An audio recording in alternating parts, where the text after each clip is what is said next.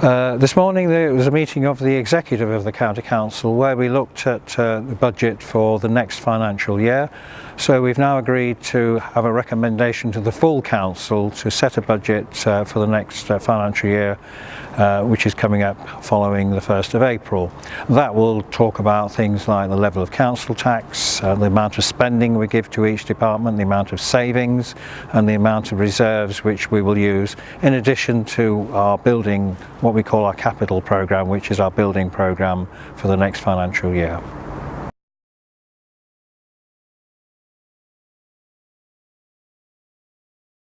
Well, for the past, since the recession came in, we've actually been on a downward trajectory in terms of income, and since 2011 our annual budget has annual grant from government has been decreasing every year. So the main government grant we receive back in 2010 was 200 million. This year it will be 20 million and probably will disappear altogether. So we've had reduced funding, overall funding. At the same time we've had increased demand, particularly for things like adult care for all the extra older people who are living longer, thankfully, and things like waste management and children's services where there is more demand for children with high needs.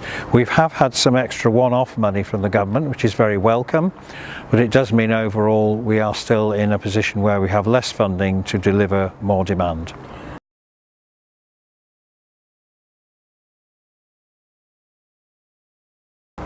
We are hopeful, but at the moment we have a policy of using some of our reserves to balance the books.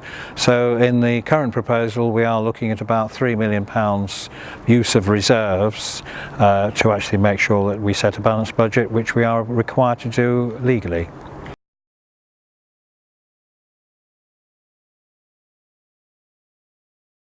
Well, there's a long-promised green paper where the government is going to look at ways it can fund social care in future.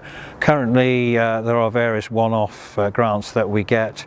Also the government has required us almost to put 2% on council tax in addition to the basic council tax to fund adult care.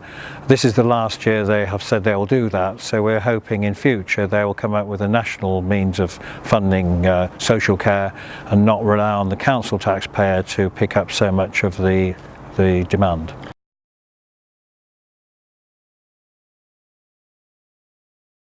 Well, it's going up by just under 5%. 2% of that is, of course, what I've just described, which is the social care premium which the government has brought in for councils such as ours.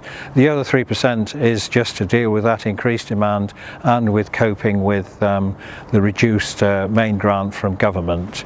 So that is the main reason, and obviously we would like to, in future, get back to, if we get a good settlement from government, get back to much lower council tax increases.